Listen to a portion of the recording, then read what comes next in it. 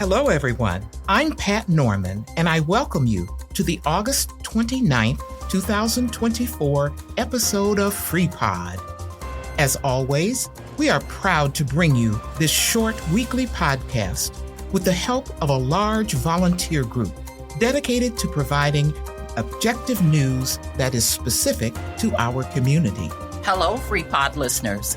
I'm Paulette Williams-Thomas, and we want to remind you that any photos or website addresses are always included in the print version of our newscast on the FreePod website at www.freepod.org. Now let's get started on the local news you've been missing. At their meeting on August 19th, the Freeport City Council accepted a $400,000 grant to help make Freeport streets safer at accident-prone intersections. This grant from the U.S. Department of Transportation is called Safe Streets and Roads for All and will allow the city of Freeport to hire consultants to create a plan to increase transportation safety throughout the city while also prioritizing underserved areas. Specific intersections that will be reviewed include Stevenson Street and Park Boulevard, Stevenson Street and Greenfield Drive, Walnut Street to Float Street on South Street, Walnut Street and Empire Avenue, at 12 city school crossing lights and hotspots on West Avenue, Clark Street, and Douglas Avenue. A map of accident hotspots in Freeport is available on the city's website at www.cityoffreeport.org. In order to receive the $400,000 grant, the United States Department of Transportation's Federal Highway Administration requires the city to utilize $100,000 in local funds. It was also noted that Mayor Jody Miller will run for mayor for the city of Freeport in 2025. Rebuilding Together Stevenson County is one of over 100 affiliates of the National Rebuilding Together organization. Their goal is to repair area homes that have fallen into disrepair for homeowners who can't afford to fix them, with particular attention paid to providing safe and healthy housing. Their mission states that they are committed to repairing homes, revitalizing communities, rebuilding lives. Thanks to the generosity of local churches, banks, grants, charitable foundations, 100 Women Who Care, many individuals, Lowe's, USAA Financial Services, and others, they have been able to provide services to homeowners at no cost to the homeowners, with some work being done on a volunteer basis while also hiring contractors when necessary. Since their inception in Freeport in 2021, they have completed 10 projects, including painting of home exteriors, replacing windows, rebuilding unsafe porches, landscaping, building ramps for disabled homeowners, and in one case for a special needs child, repairing a storm-damaged roof, along with needed interior repairs, and replacing a large portion of a collapsed ceiling at the Freeport Church Cooperative's women's dorm. Photos during and at the completion of a recent project appear in the print version of this newscast online at freeport.org. Rebuilding Together is proud to say that they are making a difference in our community, one family, one home, one neighborhood at a time. Most of us have been in the unfortunate situation of a pet getting lost. So what do you do when it happens? That's when the animal control departments for both Freeport and Stevenson County get involved. Officials at the city and the county say if a pet goes missing, the first thing to do is call their departments. For Freeport, the number is 815-235-8210, and the county's number is 815-235-8276. After office hours, they ask that people call the non-emergency numbers for Freeport Police at 815-235-8222 and Stevenson County Sheriff at 815-235-8252. These numbers may also be used by anyone who sees stray animals on the loose. Animal control officers also will pick up stray animals they see, investigate complaints, and issue citations for violations of any ordinances. In response to recent issues related to driveway projects negatively affecting the city right-of-way, the Freeport City Council has approved an amendment to Chapter 1262 of the Codified Ordinances. This will allow the city more jurisdiction over the quality of driveways within the community. The amendment will require residents to acquire a permit when working on driveways, no matter the project cost. The cost of these permits will be 1% of the entire cost of the project.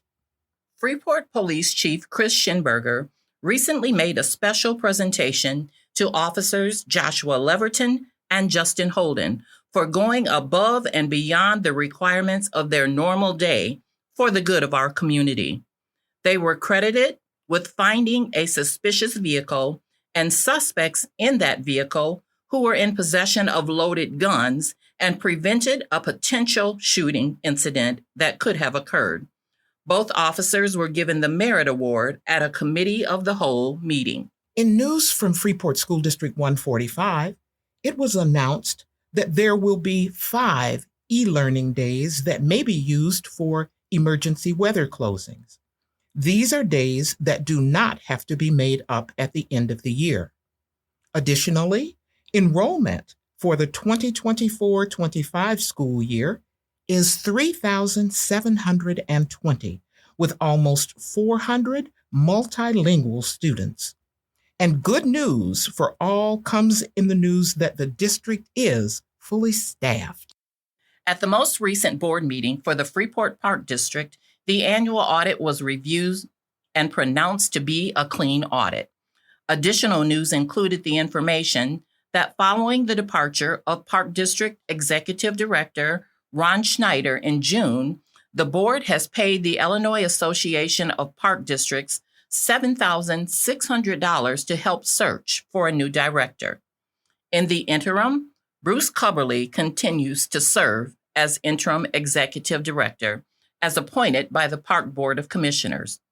Prior to this temporary assignment, Cubberly served as the superintendent of parks and natural resources for the Freeport Park District for the last 5 years. The board also confirmed that there are 2 shot spotter towners at Reed Park, and they have 2 police body cams for 3 park police officers. In addition, the board noted that they are applying for a $1.2 million open space lands acquisition and development grant for 2025. The Open Space Lands Acquisition and Development Program is a state-financed grant program that provides funding assistance to local government agencies for acquisition and/or development of land for public parks and open space. Projects vary from small neighborhood parks or tot lots to large community and county parks and nature areas. The state program is financed by a percentage of the state's real estate transfer tax. The Greater Freeport Partnership was honored as a co-recipient of the Matthew Marvin Community Impact Award at the Foundation for Northwest Illinois Gala on August 17th. The partnership's achievements in promoting collaborative economic development initiatives in Stephenson County were noted as deserving of the honor. The partnership's award was accepted by Executive Director Andrea Schultz-Winter. The foundation also honored Northwest Illinois Economic Development as the other co-recipient of the Matthew Marvin Award. This organization promotes economic development by fostering business growth and assisting, expanding, and relocating businesses in determining their needs for growth with cooperation of government and business partners, and assisting with access to the resources necessary to do so. It was formed in 2008 by the Joe Carroll Energy Board of Directors to spearhead economic development structures, funding, and progress in Joe Davis, Carroll, and Whiteside counties. The Lena Business and Professional Association, was also awarded the Craig Wilson Rural Vitality Award for their work in promoting shopping with local businesses. The foundation hosted the celebration gala in honor of their 50th anniversary and to showcase their strategic work in economic development with nearly 130 guests in attendance. If you lived through the 80s or wish you had, mark your calendars for Winneshiek Players' upcoming performances of Back to the 80s, a comedic parody based on movies from that decade. Think Back to the Future, Risky Business, or Goonies. Board member Jamie Elliott, who has been watching rehearsals, says the show is funny, really funny. It's just hilarious, she says. The script is very well written, and the cast is doing a great job. It even includes an interactive feature, which gives the audience a voice on what happens next. We think it will be a big crowd pleaser. Evening performances are September 20th, 21st, 27th, and 28th at 7 p.m., with a matinee offered on Saturday, September 21st at 2 p.m. Individual tickets are $10, with a group rate of 5 tickets for $45 and 6 tickets for $50. Jamie shared that change is in the air at Winneshiek, and the website is currently being updated. In the meantime, the best way to secure tickets is to email the box office with your request at winnieboxoffice@gmail.com. Please include the date of the performance you wish to see, names of members and number of non-members, along with your seating preference if you have one. A phone number where you can be reached is also appreciated. You will get an email back confirming your request and providing more details. Season tickets are also available. In more Winneshiek Theatre news, 2 productions are being planned for October's Halloween season, including an Edgar Allan Poe radio hour and a shadowcast of the cult classic The Rocky Horror Picture Show. In case you don't know what a shadowcast is, let me explain. The movie is played, and actors on stage in front of the screen act in tandem with and lip sync with the movie's actors. The first shadowcast of the Rocky Horror Picture Show happened in Los Angeles in 1976, after the movie came out in 75. Sounds a little crazy, but people who have attended one of these say it's a lot of fun. Later in the year, a holiday production of 2 half-hour shows separated by a festive reception is in the works for Christmas time. The Winneshiek Theatre is believed to be the nation's oldest, continuously performing, all-volunteer amateur theater. Winnie, as it is affectionately nicknamed, has been operating in Freeport since 1926. It has been at its current location, 228 West Clark Street, since 1936. What's up with the crabapple trees? This story didn't make it into last week's newscast, so we wanted to be sure to include it this week in response to people asking why so many of our crabapple trees look like they're dying right now. According to a regional forestry expert, crabapple trees and some other tree species this year are experiencing a higher rate of fungal disorders due to the wet weather we've had throughout our spring and summer.